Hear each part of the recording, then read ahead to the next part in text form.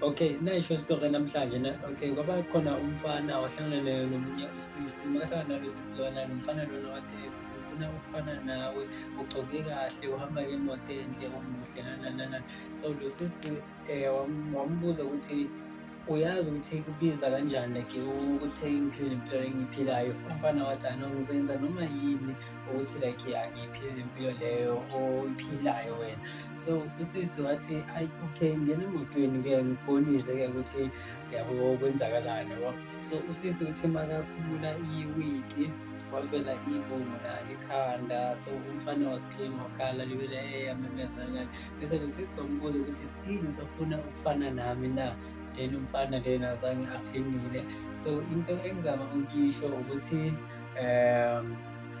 uqaphele izinto like ozuyishayo yabona, because sometimes ezinye izinto unokuzwisha because of ubona umuntu okhona like iyahamba estradini nani, ubona ukuthi lo uphila kamnandi nani, kanti awazi ukuthi lo muntu loyo ufeyisana nani. Abanye abalali ebusuku yabo, so kuningi akwenzakalayo.